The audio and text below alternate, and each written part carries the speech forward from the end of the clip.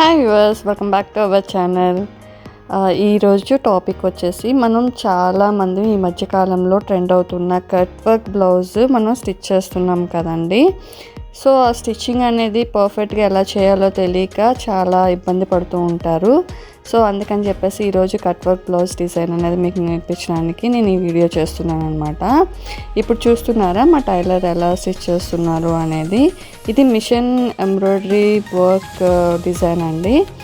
So velvet cloth మీద stitch చేసాము. So cut work చేస్తున్నప్పుడు ఎప్పుడు కూడా రివర్స్లో మనం వేసుకొని లైనింగ్ అనేది క్లాత్కి కిందన పెట్టుకొని స్టిచ్ చేయాలండి.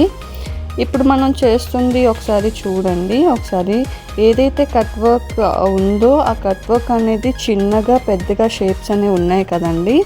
సో చిన్న చిన్న షేప్స్ ఉన్నవన్నీ వదిలేసి కొంచెం పెద్దగా ఉన్న షేప్స్ మనం స్టిచ్ చేసుకుంటూ రావాలన్నమాట. స్టిచ్ చేస్తున్నప్పుడు కింద లైనింగ్ అంతా పర్ఫెక్ట్గా ఉందా లేదా చూసుకుంటూ, కుట్టిన తర్వాత కూడా మన లైనింగ్ కరెక్ట్గా ఉందా లేదా అనేది ఒకసారి చెక్ చేసుకొని మనం కట్ చేయాలి. అలా కట్ చేస్తున్నప్పుడు మనకి లైనింగ్ కూడా కింద ఫోల్డ్ పడిందా లేదా చూసుకుంటూ కట్ చేయాలన్నమాట. కట్ చేసేసిన తర్వాత మనం ఒకసారి నాచెస్ పెట్టడం స్టార్ట్ చేయాలండి. ఏవైతే మనం షేప్స్ తిప్పామో ఆ షేప్స్ దగ్గర ఇప్పుడు మా టైలర్ గారు ఎలా అయితే షేప్స్ పెడుతున్నారో అలానే షేప్ అనేది కట్ చేయాలండి. అలా నాచెస్ అయితే పెట్టకుండా కట్ చేస్తే కనుక డెఫినెట్గా షేప్ అనేది రాదండి. అలానే మనం కట్ చేస్తున్నప్పుడు కూడా థ్రెడ్ అనేది కట్ అవ్వకుండా మనం స్టిచ్ ఏదైతే చేసామో అది కటింగ్ అవ్వకుండా స్టిచ్చింగ్ అనేది చేయాలన్నమాట. స్టిచ్చింగ్ కూడా చేస్తూ కటింగ్ కూడా అలానే కట్ అవ్వకుండా చేయాలి. ఇప్పుడు చూడండి, చిన్న చిన్న నాచెస్ పెడుతున్నాం కదా. చిన్న షేప్స్ ఉన్న దగ్గర చిన్న చిన్న నాచెస్ పెడుతున్నామండి. ఆ నాచెస్ అనేది పర్ఫెక్ట్గా పెట్టకపోతే కనుక మనం ఏదైతే స్టిచ్ చేసిన డిజైన్ షేప్ ఉందో ఆ షేప్ అనేది కరెక్ట్గా రాదండి. సో అందుకని చెప్పేసి షార్ప్గా ఉన్న సిజర్ తీసుకొని చాలా జాగ్రత్తగా అయితే మనం షేప్స్ పెట్టుకుంటూ రావాలి. నాచెస్ అనేవి అలా షేప్స్ అనేవి వస్తున్నాయా లేదా అనేది చూసుకుంటూ చేయాలన్నమాట.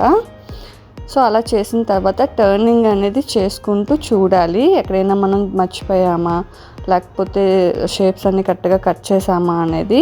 ఎక్కడైతే మనం నాచెస్ అనేది పెట్టామో అక్కడ షేప్ అనేది కరెక్ట్గా తిరగదండి. అప్పుడు మళ్ళీ మనం రీకటింగ్ చేసుకుంటూ స్టిచ్ చేస్తూ, అలానే ఎక్కడైనా డ్యామేజ్ అయ్యి స్టిచెస్ అనేది డ్యామేజ్ అయితే కనుక మనం వెంటనే మళ్ళీ మనం చూసుకుంటూ అలా టర్న్ చేస్తున్నప్పుడు ఒకసారి మనం చేతితో టర్న్ చేస్తాం కదండి. చేసిన తర్వాత మనం ఒకసారి చూసుకుంటూ అలా షేప్స్ అనేవి బయటికి తీస్తూ ఉండాలన్నమాట, ప్రతి షేప్ కూడా.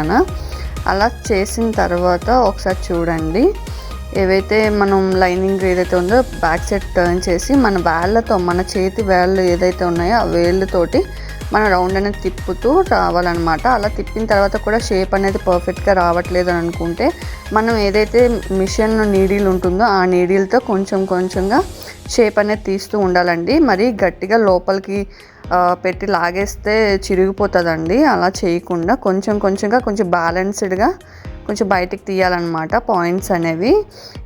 ఇలానే కాకుండా ఆ పాయింట్స్ దగ్గర మనం థ్రెడ్ అనేది కూడా పెట్టి స్టిచ్ చేయొచ్చు. బట్ అది చాలా లాంగ్ ప్రాసెస్ అన్నమాట, చాలా టైం టేకెన్. అలా కాకుండా ఇలా కొంచెం ఈజీ మెథడ్లో అయితే మాత్రం కొంచెం బేగా బ్లౌజ్ అనేది స్టిచ్చింగ్ అనేది జరుగుతుంది. ఇప్పుడు ఇతను ఏదైతే చేస్తున్నాడో అలానే చేయాలండి పర్ఫెక్ట్గా. ఇప్పుడు మనం ఏదైతే మన టైలర్ చేస్తున్నారో చూడండి, ఏదైతే మనం రౌండ్ వేళ్ళతో రౌండ్ అనేది బయటికి లాగుతూ అయినా సరే రావట్లేదు అని అనుకుంటే కనుక మన మిషన్ నీడిల్ ఏదైతే ఉందో ఆ నీడిల్తో అనేది షేప్ అనేది బయటికి తీయడానికి ట్రై చేస్తున్నాడు. సో అలానే మీరు కూడా చేస్తే కనుక పర్ఫెక్ట్గా షేప్స్ అనేవి బయటికి కనిపిస్తాయండి. చూడండి కట్ వర్క్ అనేది ఎంత నీట్గా వచ్చిందో, ఫినిషింగ్ కూడా చాలా అందంగా ఉంది కదండి. అలానే ఇప్పుడు హ్యాండ్ అయిపోయింది కదండి. ఇప్పుడు మనం బ్యాక్ నెక్ ఏదైతే చేస్తామో ఆ నెక్ కూడా ఎలా చేయాలి అనేది చూపిస్తాము. ఎప్పుడు కూడా మిషన్ ఎంబ్రాయిడరీ అనేది మనకు కావాల్సిన మెజర్మెంట్లో ఒక్కొక్కసారి రాకపోవచ్చండి. అలా రాలేనప్పుడు మన నెక్ మెజర్మెంట్కి కావాల్సినప్పుడు అలా బ్యాక్ నెక్ దగ్గర చిన్న నాట్ అనేది పెట్టుకోవాలండి. అంటే బ్యాక్ నెక్ 2.5 ఇంచెస్ 3 ఇంచెస్ ఉంటుంది కదండి. సో అలా అన్నమాట. ఒకవేళ 3 ఇంచెస్కి వేసి, అంటే రెడీమేడ్ చాలా దూరంలో ఆర్డర్ ఇచ్చి చేయించుకునేవి లేదంటే ఆన్లైన్లో ఆర్డర్ ఇచ్చి చేయించుకునేవి నెక్స్ అనేవి మనకు పర్ఫెక్ట్గా రావు. అలా రాలేనప్పుడు ఏం చేయాలంటే అలా డాట్ అనేది వేసుకొని లైనింగ్ పైన పెట్టుకొని కరెక్ట్గా నెక్కి సరిపోయింది అనుకున్నప్పుడు మనం అలా అటాచ్ చేసుకోవాలండి స్టిచ్ అనేది. సో అలా అటాచ్ చేసేసిన తర్వాత ఇప్పుడు చూడండి లైనింగ్ కరెక్ట్గా ఉందా లేదా అనేది మనం చెక్ చేసుకోవాలండి. చెక్ చేసుకున్న తర్వాత మనం స్టిచ్చింగ్ అనేది స్టార్ట్ చేయాలి. అలా స్టిచ్ చేస్తూ మన షేప్ ఏదైతే ఉందో షేప్స్ అనేవి చాలా జాగ్రత్తగా స్టిచ్చింగ్ చేస్తూ ఉండాలండి. ఏవైతే మనం చేస్తూ ఉంటామో చేస్తున్నప్పుడు మనం పాయింట్స్ అనేవి చాలా జాగ్రత్తగా తిప్పాలండి నీడిల్ పాదం ఎత్తుకుంటూ. అలానే మగ్గం ఎంబ్రాయిడరీ అనుకోండి, మగ్గం ఎంబ్రాయిడరీ అనేది అప్పటికి ఇలా సింగిల్ పాదం యూజ్ చేయాలండి. ఇలా డబల్ పాదం అనేది రెగ్యులర్ పాదం అనేది మనం యూజ్ చేయడానికి అవ్వదు. ఎందుకంటే బీట్స్ అనేవి పూస కానీ ఉంటే కనుక పగిలిపోతూ ఉంటాయి అన్నమాట.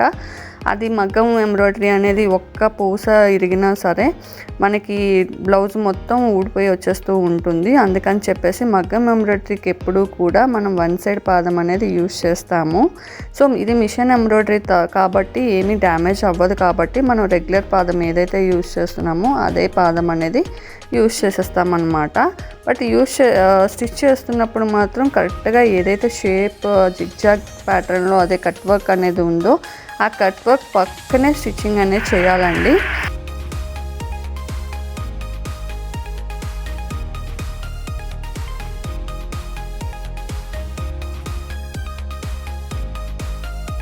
సేమ్ అలానే హ్యాండ్కి ఎలాగైతే చేసామో సేమ్ నెక్ కూడా అలానే నాచెస్ అనేవి జాగ్రత్తగా పెట్టుకుంటూ మనం ఏదైతే స్టిచ్ చేసామో ఆ స్టిచ్ అనేది కట్ అవ్వకుండా చాలా బ్యాలెన్స్డ్గా చాలా చిన్నగా నాచెస్ అనేవి పెట్టుకుంటూ షేప్స్ అనేవి పెట్టాలన్నమాట. నాచెస్ అనేవి మనం ఏదైతే షేప్ స్టిచ్ చేసామో అక్కడ చాలా జాగ్రత్తగా పెట్టాలండి. తర్వాత ఏవైతే చిన్న నాచెస్ అనేవి కామన్గా పెట్టాలండి ప్రతి దగ్గర. ఎందుకంటే round neck plus cut work కాబట్టి మనకి చాలా అందంగా రావాలి కట్ వర్క్ అనుకుంటే కనుక నాచెస్ అనేవి చాలా జాగ్రత్తగా చాలా అందంగా చాలా స్టిచ్ అనేది కట్ అవ్వకుండా మనం కట్ చేసుకుంటూ రౌండ్ తిప్పుకుంటూ రావాలన్నమాట. అలా తిప్పేసిన తర్వాత బ్లౌజ్ అనేది చాలా అందంగా వస్తుందండి. సో ఈరోజు మీరు తెలుసుకున్నారు కదా కట్ వర్క్ అనేది ఎలా చేయాలి అనేది. మళ్ళీ నెక్స్ట్ వీడియోలో ఇంకొక వీడియోతో మీ ముందుకు వస్తాను ఫ్రెండ్స్. మీకు ఈ వీడియో యూస్ఫుల్ అనుకుంటే కనుక మన ఛానల్ని సబ్స్క్రైబ్ చేసి మీ ఫ్రెండ్స్ అందరికీ ఫార్వర్డ్ చేయండి ఫ్రెండ్స్. అంతవరకు సెలవు. మళ్ళీ నెక్స్ట్ వీడియోలో కలుద్దాం. బాయ్.